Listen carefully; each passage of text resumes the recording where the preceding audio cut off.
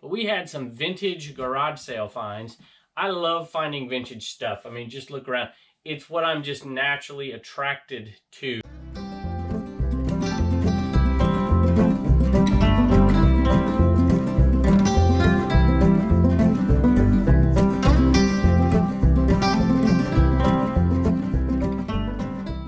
Hello everybody, good morning and welcome to the Commonwealth cabin. I don't often get to say good morning, so I figured I would today. I do most of my shipping at night, and I'm curious to know if you guys do as well. Do you do your shipping at nighttime?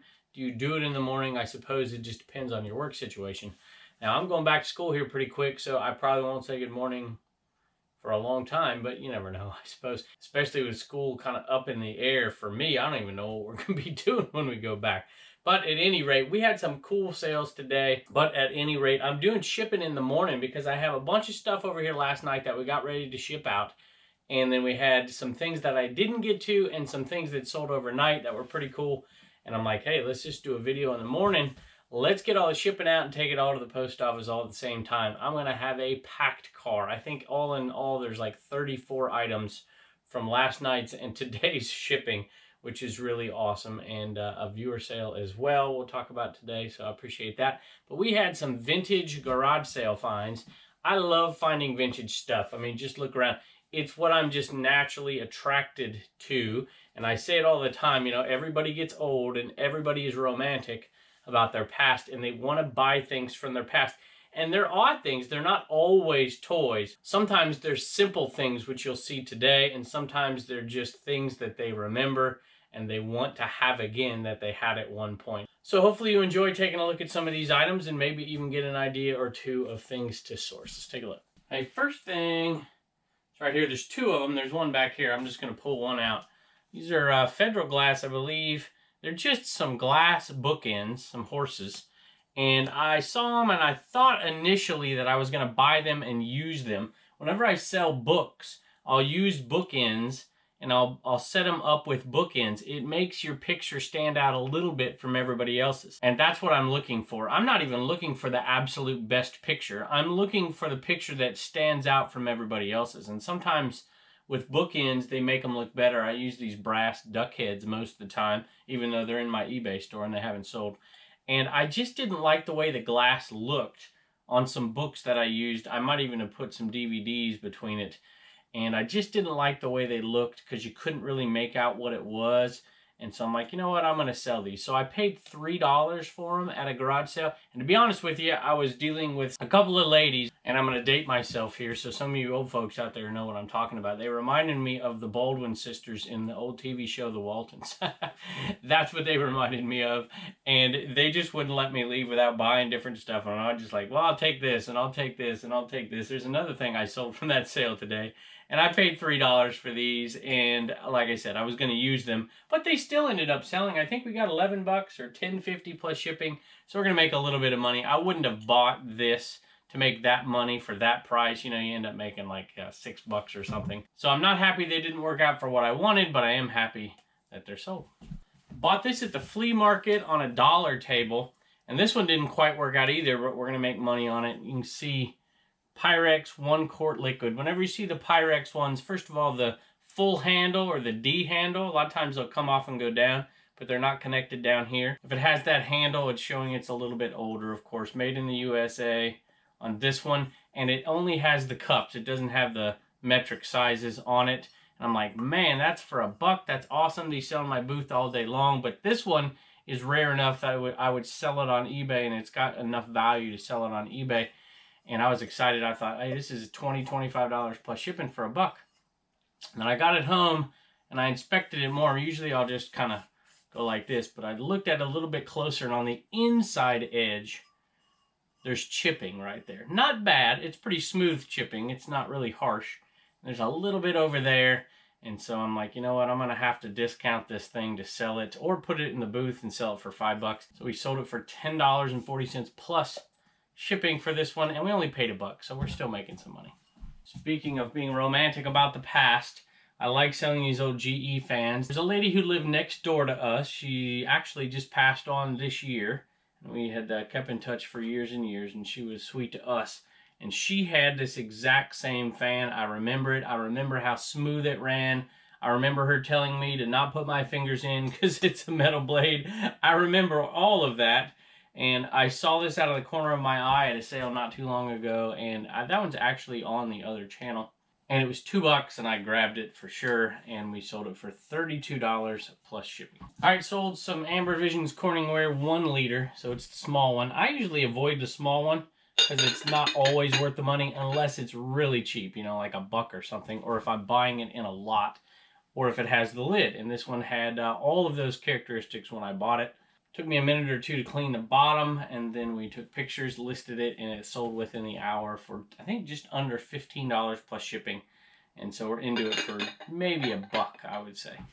And listen to this. I took a picture of this when I saw it come across. It says, "Hello, thank you for selling me your item. Could you please leave out any packing slips, forms, or paperwork? We can view the packing slip digitally, and it's eco-friendly if you don't include the packing slip in this package. So please leave out any paperwork." That's the 3rd time they've said that. Now, if you want a translation of all that, you can translate it. I'm a drop shipper, and I don't want the person I'm selling this to know that I bought it much cheaper than they're buying, which is fine. I have no problem. I already updated the eBay address, blah, blah, blah, blah, blah. As a former eBay seller, I've put together some useful tips for shipping the item in these hard times. And it is a laundry list about a mile long. And I don't know what the hard times has to do with shipping it in a particular way. If times are rough, do you have to package something better than if times are good? I don't know. At any rate. But that is an odd item to be drop shipped. I have had 3 or 4 Visions Corningware items drop shipped. And apparently I just had another one, which is fine. All right, here is another one, and this was also at the Baldwin Sisters garage sale. And I think I ended up paying $0.25 for this one. I didn't really want it, but she's like, "Oh, you want this one and you want this one." I'm like, whatever, sure, fine. And it sold for $4.50 plus shipping. I didn't want it, obviously, because it hardly has anything in it at all. If it was half full, you know, 50 cents, sell it for $12 plus shipping, something like that. If it was completely full, definitely worth it. But I'm like, eh.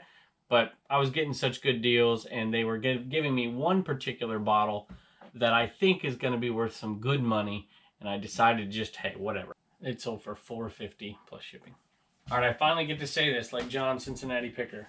I'm selling these for my mother-in-law. Snow Babies, Breakfast in Bed, and Snow Babies Keep Trucking, and this went to a viewer. Let me read what they put. Actually, as I'm looking this, I don't see a message on here. But I do remember communicating with you, and I really do appreciate it. I think it was maybe make sure we combined shipping on it, I think is what we did. So I gave you a discount on one. I haven't combined shipping yet on the others, but I will do that before I ship it out. So the name on here is Brian. So Brian, we do appreciate it. And if it's not Brian buying it, my apologies, and we appreciate it either way. Thanks for the support. Hope you enjoy the Snow Babies. All right, I have one more vintage item I'm going to go back here and pick, but before I do that, I'm going to show you a gift that a viewer sent us. We're appreciative of it. Let's take a look.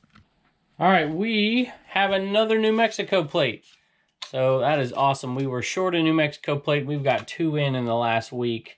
And this one came from John Pittman. I love this card, by the way. It's just cardboard. That's all it is. And it says, "John Pittman, Rescuer of Relics." And then it has his email at the bottom, and that's it. That is a simplistic card, and I just love it. So that is awesome. Thank you, John. And he left a little note here. It says Denver Dodge on eBay. And he leaves a very nice note for us. Enjoy your adventures. Your positive attitude and family values are awesome. We need more people like you. I don't know. My wife says one of me is more than enough for sure.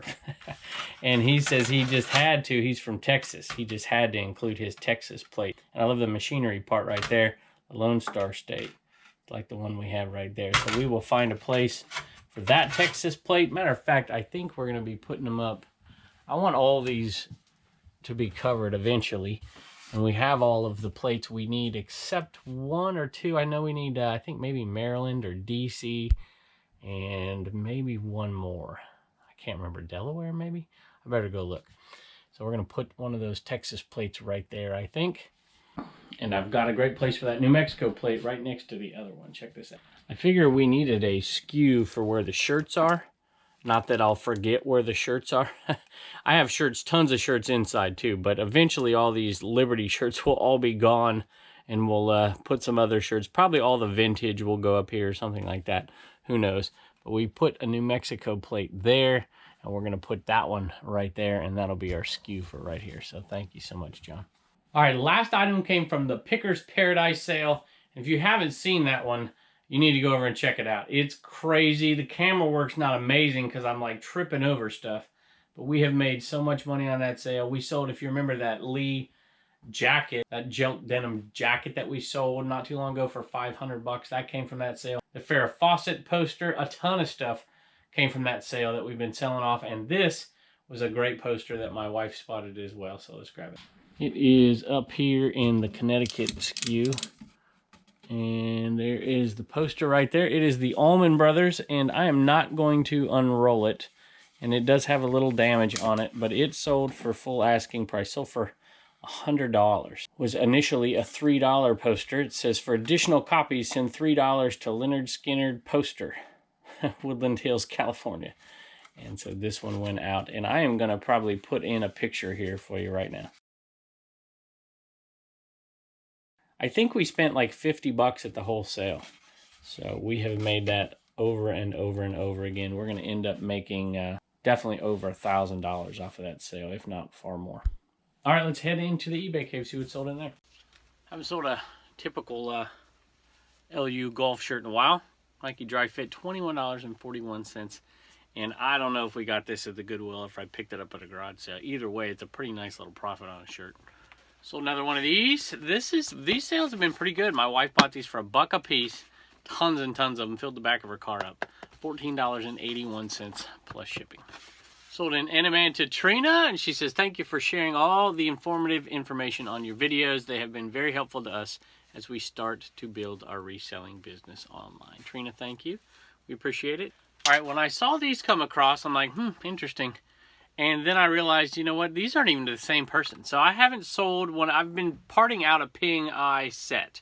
This is not a Ping Eye 2. I just sold a whole set not too long ago of the Ping Eye 2.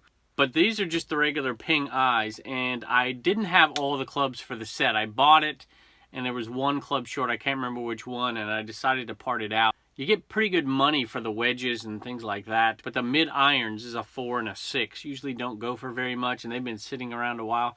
And I sold 2 in the same day after having not sold any in forever. One sold for just under 13 plus shipping, and the other sold for just under 11 plus shipping. So, you know, we'll end up making more money by parting it out, but it's a lot more work, a lot more pictures, a lot more individual listing and individual shipping. But we'll end up making over $100 on this set, but we'll have to do it, you know, with 9 different sales. Have another one going out to Andrew, and he says, love your videos. I'm a fellow reseller. You've taught me a lot, from the bolos to parting things out to finding things I would have never thought to have looked for. Well, some of the things I show people you probably shouldn't look for because it's a waste of your time depending on where you live. But for where we're at, I kind of take what I can get. But I do appreciate it either way. He says, thank you, and I hope this Enaman gets things in my inventory moving, and we hope he does too. Thanks so much. I listed all the vacuum cleaner stuff months ago, if you remember that, and we sold a lot of it really, really quick, and then there's some stragglers, and this was one of those. This little hose, it's just a little plastic hose. There's nothing special to it. It's not like the woven Electrolux one at all. This is a Kirby, I think from the G series, sold for $20 plus shipping, and it's really light. We'll just wrap it up and put it in a number 7 box. We might even be able to get this in a different box, but either way, it's going to be probably under 2 pounds. We're already in the pure profit on this Kirby that we have parted out, and this hose is going to bring 20 more. Have another one going out to Beth, and this one is going out to Andy. Love both of your shows. I subscribe to both of them. Thanks for all of the videos, and hopefully this will get my eBay business items moving in the right direction. I like that you include your family in the show. That's what life is all about. So thank you so much, Andy. We do appreciate it, and we do hope he helps you out. All right, speaking of my family, I got to go upstairs because it's way too late for Turner to be asleep still, and he's got to eat some breakfast. So I'm going to head up there, wake him up, feed him, go out and do some shipping. I hope you guys have a great rest of your day today, and thank you as always for joining us, and we will see you next time. Hey, as I got this fan ready to ship, I went on there to print the label, and I just saw that it was also bought by a viewer. It was bought by Don. He says, can't wait to use this fan this hot summer. And Don, this is headed your way, so thank you so much. All right, I have had people ask me about shipping posters in the past, so most of the time, and it depends. I mean, if you're shipping something really, really cheap, a little thin one, I have some of those that I have shipped in the past. If you can find the right box, you can get it first class. But for me, most of the posters I sell are enough value that you're going to put it in a priority tube, and the smaller of the tubes is going to fit. You can see right here, it fits just barely, and it's got about 1.5 inches on each side. And so what I'll do is I'll just put a little bit of bubble wrap or paper on each side of it and just float it in there. And this is, a $100 poster. It's the Allman Brothers poster. So that's what I'm going to do, and I'm going to ship it out priority mail, but it's going to be under 1 pound. So I think if it's under 1 pound priority mail, I think the very most you're going to spend is like $9 and something, I think, for it. So make sure the priority mail side is out. And that's how I do it. And this one's going to Virginia, so this is going to be real cheap for me.